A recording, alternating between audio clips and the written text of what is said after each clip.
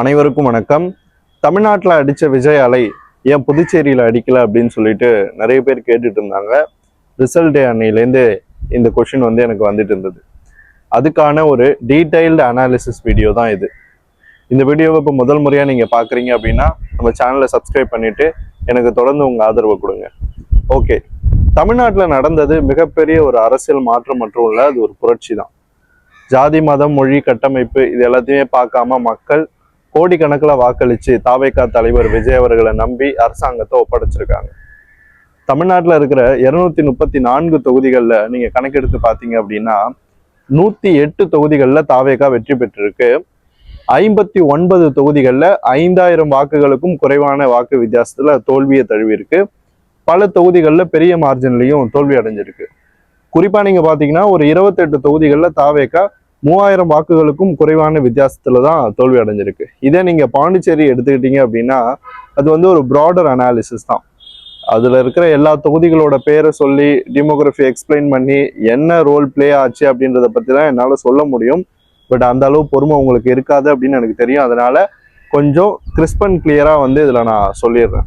So தமிழ்நாட்டில் நீங்க எடுத்துக்கிட்டீங்கன்னா ஃபேக்டர் ரொம்ப டிஃபரன்ஸ். ஏன்னா இங்க சீஃப் மினிஸ்டர் கேண்டிடேட்டே விஜய் அவர்கள் தான். ஸோ அதனால மக்கள் அவருடைய ஃபேஸ் வேல்யூ அண்ட் கேண்டிடேட் இது ரெண்டுத்தையும் பார்த்து வாக்களிப்பாங்க அப்படின்னு தான் எதிர்பார்க்கப்பட்டது. ஆனால் மக்கள் மொத்தமாகவே தாவேகா தலைவர் விஜய் அவர்களினுடைய முகத்தை பார்த்தே வாக்களிச்சிருக்காங்க. அவரை நம்பி எம்ஜிஆர் அவர்களுக்கும் என்டிஆர் அவர்களுக்கும் எந்த அளவு மக்கள் ஆதரவு இருந்ததோ அதுக்கு ஈக்குவலா தாவேகா தலைவர் விஜய் அவர்களுக்கும் இருந்தது அப்படின்றத நிரூபிச்சிருக்காங்க. ஸோ பெரிய அளவுக்கு வாக்குகள் விழுந்திருக்கு. அதே மாதிரி நீங்க பல தொகுதிகளை எடுத்து பாருங்க. தாவேகா தமிழ்நாட்டில் எந்த தொகுதியிலுமே டெபாசிட் இழக்கிற, எல்லா தொகுதியிலையும் குறைந்தபட்சம் 20% அதிகபட்சம் 58% வரைக்கும் வாக்குகளை பெற்றிருக்கு. ஆனா திமுக அதிமுக அப்படி இல்லை.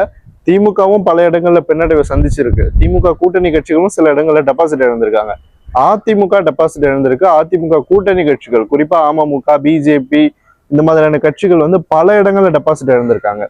ஸோ அலை அப்படின்னா என்னன்னா, ஒரு கட்சி எந்த தொகுதியிலையும் டெபாசிட் இழக்கக்கூடாது. சில அறிவாளிகள் நம்முடைய சோகால்டு பத்திரிகையாளர்கள் அரசியல் விமர்சகர்கள் இவங்க சொல்றதெல்லாம் என்னன்னா, தாவேகா அலைன்னு சொல்றீங்க, அப்புறம் ஏன் அது 108 சீட்டோட நின்றுச்சு அப்படின்னு கேட்குறாங்க. கட்டமைப்பு இல்லை, பிரபலமான வேட்பாளர்கள் இல்லை. 200 தொகுதிகளுக்கும் பிரபலமான வேட்பாளர்கள்லாம் நிறுத்தல தாவேகா. ஜாதி மத மொழி பார்க்கல. இந்த மாதிரியான பல விஷயங்களை பார்க்காம நிறுத்தப்பட்ட வேட்பாளர்கள். ஆளுங்கட்சியினுடைய அடாவடி, எதிர்கட்சிகளினுடைய ஒரு தடுக்கிற அந்த தன்மை, பிரச்சாரம் பண்ண விடாம வேட்பாளர்களை தடுத்தது உண்மைதான். இது எல்லாத்தையும் மீறி அதுக்கப்புறம் இந்த கரூர் வழக்கு, இந்த மாதிரி பல விஷயங்கள் சொல்லிட்டே போலாம். நம்ம அவ்வளோ விஷயங்களையும் கடந்து இந்த கட்சி இன்னைக்கு 108 தொகுதிகளில் வெற்றி பெற்றுச்சு அப்படின்னா அது வரலாற்று சாதனை. அது மட்டும் கிடையாது, எம்ஜிஆர் அவர்களினுடைய அந்த ரெக்கார்டையே பீட் பண்ணிட்டாரு விஜய் அவர்கள். அது நம்ம முன்னாடியே சொல்லியிருக்கோம். எம்ஜிஆர் அவர்கள் எடுத்தது 29.8, 30%, கூட்டணியோட 33. கூட்டணி அமைக்கலன்னா அவர் எதிர்கட்சியா தான் வந்திருப்பாரு. ஆனா இங்க விஜய் அவர்கள் தனிச்சு போட்டிட்டு 34 பிளஸ் சுயேட்சையும் சேர்த்துக்கிட்டீங்கன்னா 35% வாக்குகளோட முதலிடத்துக்கு வந்திருக்காரு. எம்ஜிஆர் அவர்களையே தாண்டி வந்துட்டாரு. ஸோ இவருக்கு ஒரு காம்பினேஷன் கெமிஸ்ட்ரியில ஒரு கூட்டணி அமைஞ்சிருந்துச்சு அப்படின்னா இன்னைக்கு கம்ஃபர்டபுளா சீட்டு கன்வெர்ட் ஆயிருக்கும். இன்னமே தேர்தல் ஆணையத்தின் மேல பல சந்தேகங்கள் இருக்கு எங்களுக்கு. எப்படி மெஜாரிட்டி வராம போச்சு, எப்படி காலையில இருந்து 110 சீட்டு வரைக்கும் நின்றுச்சு, அப்புறம் எப்படி அது 108 ஆச்சு அப்படின்ட்டு பல இடங்கள்ல. குறிப்பா நீங்க பாத்தீங்கன்னா திருக்கோவிலூர் எடுத்துக்கலாம், கோவில்பட்டி எடுத்துக்கலாம், நம்ம ஊட்டி தொகுதி, உதகமண்டலம், இந்த இடங்கள்லாம் வாக்கு வித்தியாசம் 1000க்கும் குறைவா தான் இருந்தது. ஸோ அப்பவே எங்களுக்கு இதெல்லாம் பெரிய சந்தேகத்தை ஏற்படுத்துச்சு. எப்படி இந்த மாதிரி நடக்கும், எந்த வாய்ப்புமே இல்லையே அப்படின்ட்டு. ஆனா இது எல்லாமே நடந்திருக்கு. ஸோ தாவேகா அலை தமிழ்நாடு முழுக்க இருந்தது உண்மைதான். அப்படி உண்மையா இல்லைன்னா தாவேகா சில இடங்களில் டெபாசிட் இழந்திருக்கும். அப்படி இழக்கல. எல்லா இடத்துலையுமே குறைஞ்சபட்சம் 50,000 ஓட்டுலாம் சர்வ சாதாரணமா பல தொகுதிகளில் வாங்கியிருக்கு. கவுண்டம்பாளையம்னு ஒரு தொகுதி அதிமுகவோட ஸ்ட்ராங் ஹோல்டு, அங்க 1,40,000 ஓட்டுக்கிட்ட தாவேகா கேண்டிடேட் வாங்குறாங்க. சூலூர் தொகுதி அது அதிமுகவினுடைய பயங்கர ஸ்ட்ராங்கான ஒரு தொகுதி. எம்ஜிஆர் முதல் தேர்தலில் வெற்றி பெற்ற தொகுதிகள்ல அதுவும் ஒண்ணு. அந்த தொகுதியிலையும் தாவேகா பெரிய லீட் எடுக்குது. 1,00,000 வாக்குகள்லாம் சர்வ சாதாரணமா தாவேகாவுக்கு வந்திருக்கு. பல பூத்தை எடுத்து அனலைஸ் பண்ணும்போது அதிமுகவும் 3ஆவதே தள்ளிடுச்சு. திமுகலாம் படு மோசமா இருந்துச்சு. பல்லடம் நீங்க டேட்டா எடுத்து பாருங்க, திமுக ரொம்ப போரா பர்ஃபார்ம் பண்ணியிருக்கு அந்த இடங்கள்லாம். ஸோ இப்படிதான் வந்து இந்த கட்டமைப்பை வந்து நம்மளால புரிஞ்சுக்க முடியுது. ஸோ விஜய் அலை இல்லை அப்படின்னா இந்த இடங்கள்ல எல்லாம் தாவேகா வந்து இவ்வளவு ஓட்டு வாங்கியிருக்கவும் முடியாது, டெபாசிட் எழுந்திருக்கும். ஆனா தாவேகா டிவிகே அலை இருந்ததுனால மட்டும்தான் அதெல்லாம் நடந்துச்சு. ஸோ திமுகவினுடைய ஆதரவாளர்களா இருக்கிறவங்களுக்கு அதிமுக அண்ட் பிஜேபியினுடைய அடிவரடிகளுக்கு நம்ம சொல்றதெல்லாம் புரியாது. அதனால அவங்கள பெருசா பொருட்படுத்துறது இல்லை. ஆனா நியூட்ரல் ஆடியன்ஸா பாக்குறவங்களுக்காக சொல்றேன், ஏன் இது டிவிகே அலை அப்படின்ட்டு. ஸோ இதெல்லாம் இதுக்கான ரீசன்ஸ். இப்போ கன்னியாகுமரி எடுத்துக்கோங்க, கன்னியாகுமரியில 6 தொகுதிகள் இருக்கு. 6மே வந்து போலரைசேஷன் வர்ற தொகுதிகள், இந்து வெர்சஸ் கிறிஸ்டியன் அப்படின்ட்டு. ஆனா இந்த முறை போலரைசேஷனை தாவேகா உடைச்சிருக்கு. உடைச்சு 5 தொகுதிகள்ல 2வது இடம், ஒரு தொகுதியில 3வது இடம். 3வது இடம் போனாலும் கம்மியான டிஃபரன்ஸ் தான் 3வது இடத்துல இருக்கு. ஸோ கட்சியினுடைய இம்பாக்ட் பெருசா இல்ல. மக்கள் தாவேகா தலைவர் விஜய் அவர்களை கன்னியாகுமரி மாதிரியான மாவட்டங்களை நிராகரிச்சுட்டாங்க அப்படின்னா அவ்வளவு கூட ஓட்டு வாங்கியிருக்க கூடாது, டெபாசிட் இழந்திருக்கணுமே. ஏன் அவ்வளவு ஓட்டு வாங்கினாங்க?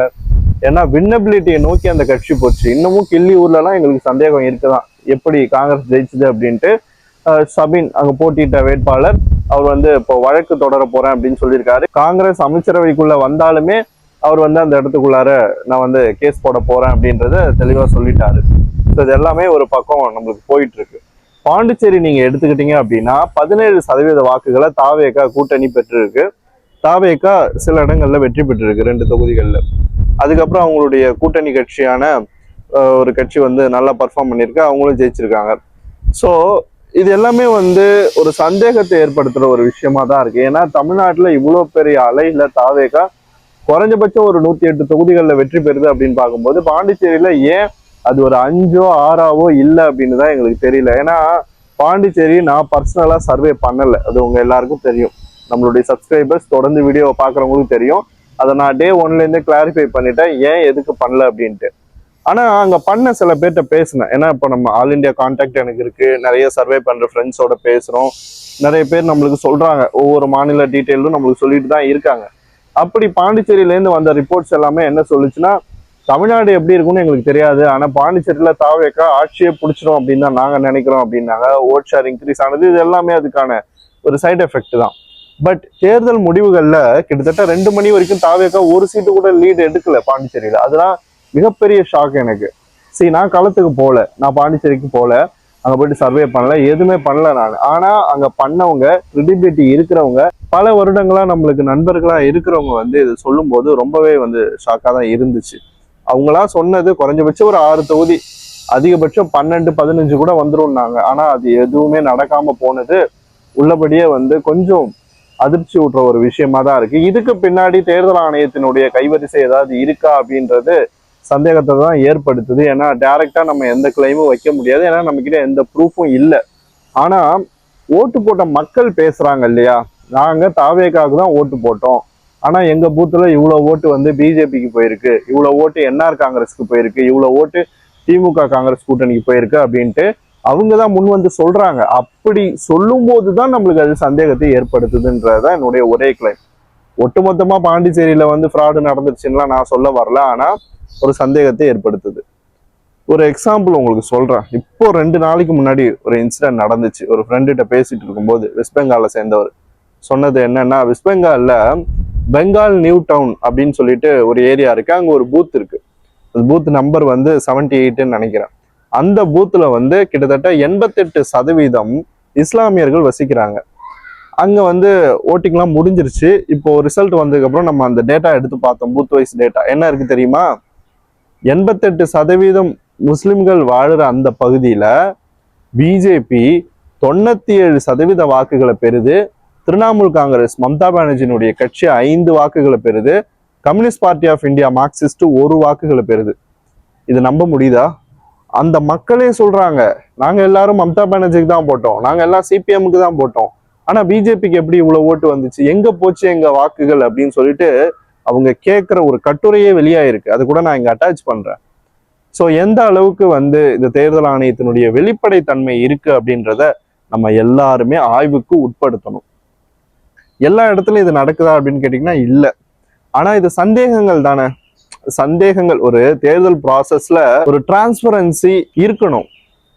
ஆனா வந்து அது இருக்கா அப்படின்றது மிகப்பெரிய கேள்விக்குரிய ஒரு விஷயமா தான் இருக்கு. ஸோ வெஸ்ட் பெங்கால்ல இது ஒன்று இருக்கு. நம்ம ஊட்டி தொகுதியை பத்தி எக்ஸ்பிளைன் பண்ணியிருக்கோம். இன்னும் பல தொகுதிகள் தமிழ்நாட்டிலேயே 80 தொகுதிகளில் என்ன நடந்துச்சு அப்படின்றத நான் உங்களுக்கு எக்ஸ்பிளைன் பண்ணேன். ஸோ இது எல்லாமே நடந்துகிட்டு தான் இருக்கு. நம்மளால எதாவது பண்ண முடியுமா? முடியாது. ஏன்னா ப்ரூஃப் எதுவுமே கிடையாது. எலக்ட்ரானிக் ஓட்டிங் மிஷினில் நம்ம போட்ட ஓட்டை எடுக்க முடியுமா? இந்த ஓட்டு என்னோடது அப்படின்னு சொல்லிட்டு ஐடென்டிஃபை பண்ண முடியாது. நீங்க வாக்கு சீட்ல போட்டீங்கன்னா அதுல நம்பர் இருக்கும், சீரியல் நம்பர் இருக்கும். அதை பார்த்து நீங்க சொல்லிடலாம். அதுல பிரைவசி இருக்கு, அதே மாதிரி டிரான்ஸ்பரன்சி இருக்கு, வெளிப்படைத்தன்மை இருக்கு. ஆனா இங்க எதுவுமே கிடையாது. கோர்ட்டுக்கு போனா கோர்ட் என்ன சொல்லும்? தேர்தல் ஆணையத்தை நம்புங்கன்னு சொல்லும். அவ்வளவுதான், வேற எதுவுமே பண்ண முடியாது. ஆனா இது எல்லாமே சந்தேகங்களா இருக்கு. பாண்டிச்சேரியை பொறுத்த வரைக்கும் என்ஆர் காங்கிரஸ் பாஜக கூட்டணி ஆட்சிக்கு வந்துச்சு, ஓகே. அவங்களுடைய ஓட்சார்லாம் நீங்க பார்த்துருப்பீங்க. அவ்வளோ வாக்கு சதவீதத்தை பெற அளவுக்கு அந்த கூட்டணி எதுவுமே பண்ணல.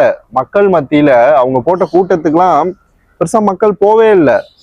ஆன்டி இன்கம்பன்சி பெருசா இல்லை, இருந்தாலும் அவ்வளவு சதவீத வாக்குகளை வாங்குற அளவுக்கு ஒண்ணுமே பண்ணல அவங்க.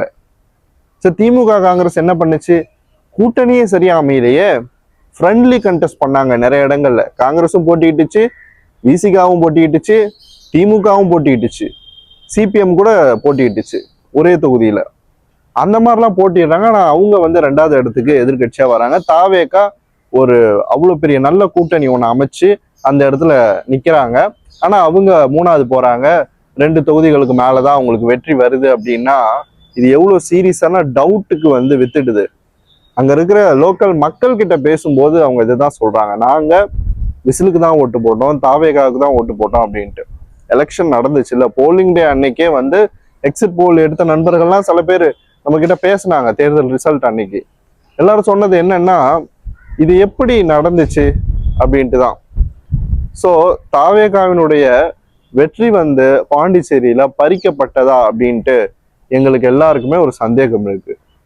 தேர்தல் ஆணையத்தின் மீது நேரடியான குற்றச்சாட்டு எதுவும் கிடையாது. ஏன்னா மறுபடியும் சொல்றேன், என்கிட்ட எந்த ப்ரூஃபும் கிடையாது. ஆனா இது வந்து ஒரு சந்தேகம்.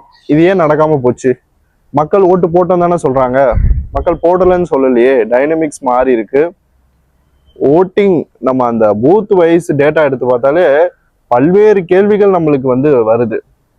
தமிழ்நாட்டில் தாவேகா ஜெயிச்சதே இவிஎம்னாலதான் அப்படின்னு சொல்லிட்டு ஒரு கும்பல் வரும்.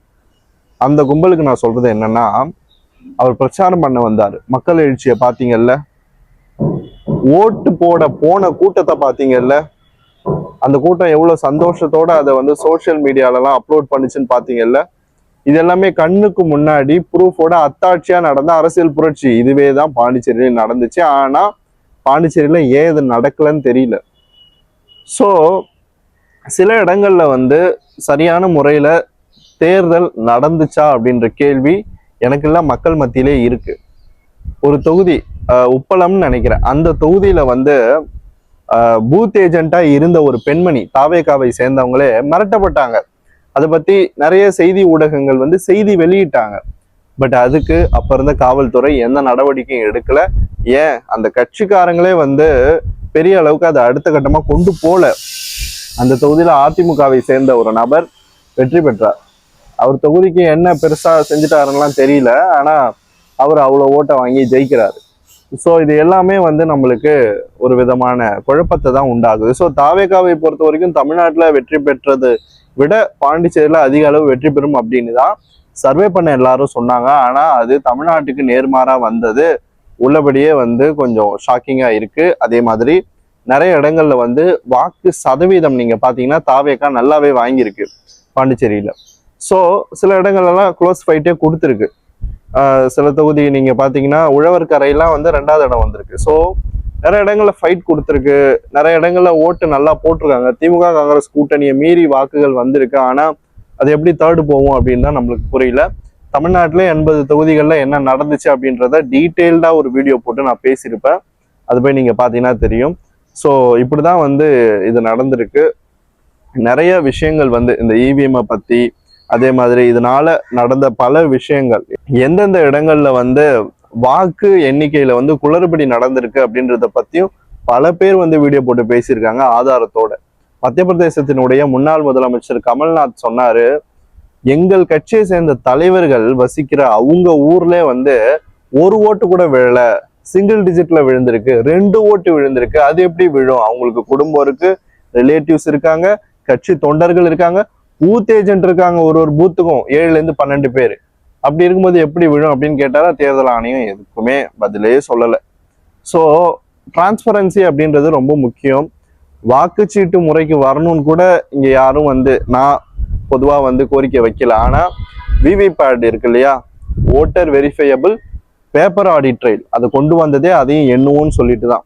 அதை எண்ணி கொஞ்சம் ஒப்பிட்டு முடிவை இதுக்கப்புறம் வர்ற தேர்தலையாவது தேர்தல் ஆணையம் அறிவிச்சாங்க அப்படின்னா ரொம்ப நல்லா இருக்கும். ஸோ இப்படிதான் தோழர்களே இந்த கள நிலவரமானது போயிட்டு இருக்கு. ரொம்பவே பல இன்சிடென்ட்ஸ் ஆச்சரியத்தை ஏற்படுத்துது. நிறைய இடங்கள்ல பிரச்சனைகள் தொடர்ந்து போயிட்டு இருக்கு. சில தேர்தல் முடிவுகள் ரொம்ப அதிர்ச்சி அளிக்குது. ஸோ இது எல்லாமே இப்போ இருக்கிற இந்த சிஸ்டத்துக்குள்ளார நம்ம நம்பிதான் ஆகணும் அப்படின்ற கட்டாயத்துல இருக்கும். ஸோ தாவேகாவினுடைய புதுச்சேரி வெற்றி தடுக்கப்பட்டதா அப்படின்ற சந்தேகம் எனக்கு உள்ளபடியே இருக்கு. தமிழ்நாட்டிலையும் தனி மெஜாரிட்டி தாவேகாவுக்கு வந்திருக்கணும்.